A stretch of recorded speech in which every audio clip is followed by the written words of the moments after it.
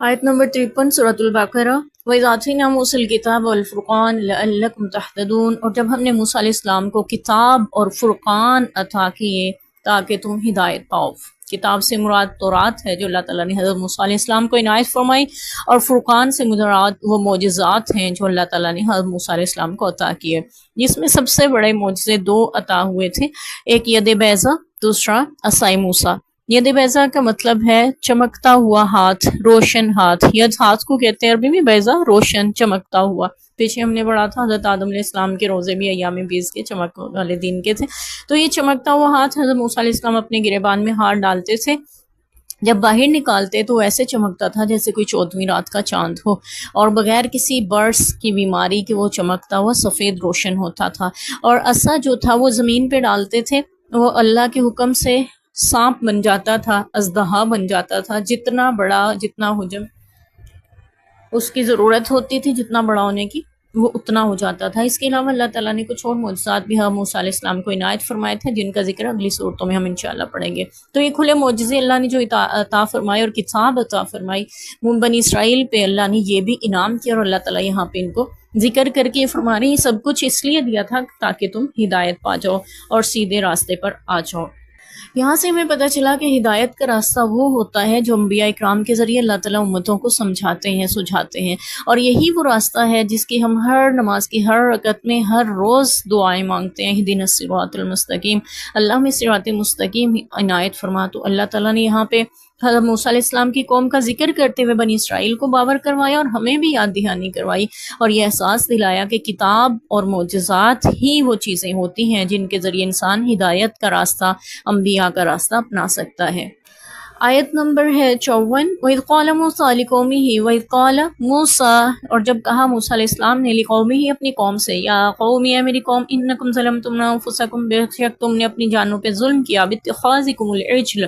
تم نے بچڑے کو معبود بنایا، فتوبوا الی بارئکم، بس تم توبہ کرو اپنے پیدا کرنے والے کی بارگاہ میں، فاقتلوا انفسکم، اور قتل کر دو اپنے آپ کو، ذالکم خیر لکم عند بارئکم، یہ تمہارے لیے بہتر ہے تمہارے پیدا کرنے والے کے نزدیک، فتاب علیکم، پھر وہ تمہارے اوپر رجوع کرے گا یا تمہاری توبہ قبول کرے گا، انہ هو التواب الرحیم، بے شک وہ توبہ قبول فرمانے والا، رحم کرنے والا ہے۔ پچھلی اسماعت میں ہم نے پڑھا تھا کہ موسیٰ علیہ السلام کی قوم نے کیسے بچڑے کو معبود بنوا لیا تھا، آیت نمبر 51 سے 52 تک اس کا ذکر ہم نے پڑھا تھا۔ تو اگلی آیات میں موسیٰ علیہ السلام نے اس قوم سے کہا کہ اب تمہاری توبہ تمہیں کرنی ہوگی رب کی بارگاہ میں، لیکن اس کے لیے شرط یہ ہے کہ تم اپنے آپ کو قتل کر دو، تب تمہاری توبہ قبول ہوگی۔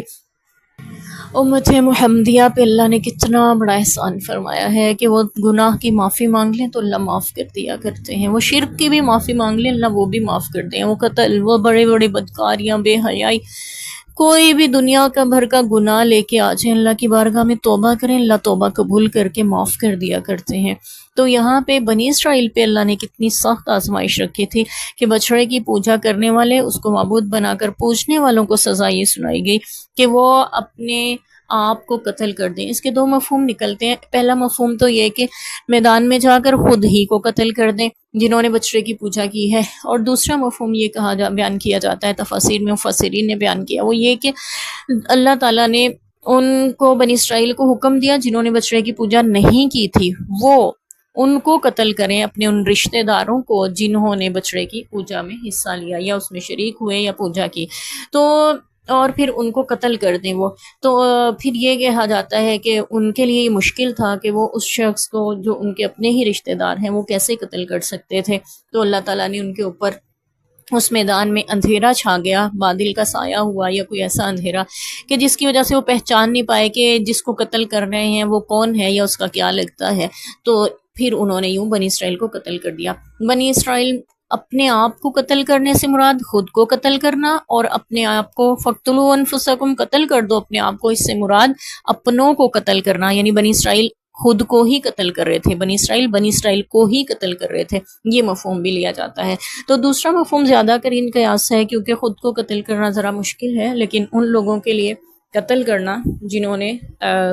بچڑے کی پوجا نہیں کی تھی، اور اپنوں کو قتل کرنا وہ ایسا ہی ہوا، پھر ان کے تقریباً 70,000 بنی اسرائیل قتل ہوئے، کیونکہ وہ سب کے سب اس جرم میں شریک تھے۔ استغفر اللہ۔ یہاں سے ایک بات بہت اہم جو سمجھ میں آتی ہے وہ یہ کہ ایک وہ وقت تھا جب وہ فرعون کے سامنے ڈٹ گئے تھے موسیٰ علیہ السلام کے معجزات کو دیکھ کے، آگے چل کے ہم پورا مضمون پڑھیں گے، اور انہوں نے کہا تھا کہ ہم تمہاری بات نہیں مانیں گے، ہم موسیٰ کے رب پہ، موسیٰ اور ہارون کے رب پہ ایمان لے آئے ہیں۔ اور فرعون نے کہا تھا میں تمہارے الٹے ہاتھ پاؤں کٹوا دوں گا، تمہیں سولی چڑھا دوں گا۔ انہوں نے کہا تھا جو مرضی کر لے، ہم ایمان لا چکے، تو زیادہ سے زیادہ کیا کر لے گا، دنیا میں سزا دے لے گا۔ لیکن جیسے ہی دریا پار کیا، وہاں جاتے ہی بچڑے کی پوجا شروع کر دی۔ تو یہ ایسا کیوں ہے؟ جو وہاں اتنی استقامت دکھا رہے تھے، یہاں آ کے کیسے بہک گئے؟ بات یہ ہے کہ انسان ظاہر پرست ہے، جلد ظاہر سے اثر لے لیتا ہے۔ وہاں پہ موسیٰ علیہ السلام کے عصا کو سانپ بنتے دیکھا، ید بیضا کو دیکھا تو مومن ہو گئے، ایمان لے آئے، متاثر ہوئے، اللہ کے معجزات پہ یقین لے آئے، یقین کر لیا، اور حضرت موسیٰ اور ہارون کے رب پہ ایمان لے آئے، ان کی دعوت کو قبول کیا۔ لیکن دریا پار کرنے کے بعد ہم موسیٰ علیہ السلام چونکہ وہاں موجود نہیں تھے، وہ تورات لینے کے لیے اللہ تعالیٰ نے ان کو بلایا تھا کوہ طور پہ، وہاں 40 دن ٹھہرے ہوئے تھے، 40 دن کے لیے، اور ادھر بنی اسرائیل کے ایک شخص نے جو سامری نام سے مشہور تھا، اس نے بچڑا بنا کے اس کے فتنے سے لوگوں کو شکار کیا، اور ان کو کہا کہ یہ موسیٰ کا رب ہے اور وہ بھول گیا ہے، تو یوں لوگ جو ہیں وہ اس کی پوجا میں لگ گئے۔ تو انسان ظاہر پرست ہے۔ اس پورے قصے سے ہمیں یہ سبق ملتا ہے، اسی لیے ہمیں ہر رکعت کی، ہر نماز کی ہر رکعت میں سورہ فاتحہ پڑھنے کی ضرورت ہے۔ اللہ ہمیں صراط مستقیم دکھا۔ کوئی لمحہ زندگی میں کمزور ایسا نہ آ جائے کہ ہم اپنے آپ کے نفس کے حوالے ہو جائیں اور بہک نہ جائیں، اور شیطان جو دائیں بائیں آگے پیچھے سے ہر وقت حملہ آور ہو رہا ہے، ہر لمحہ ہر قدم بہکانے پہ کھڑا اور تلا ہوا ہے، اور اس کا کام ہی یہی ہے کہ اللہ کے مومن بندوں کو صراط مستقیم سے ہٹائے۔ تو پھر ہمیں واقعی ضرورت ہے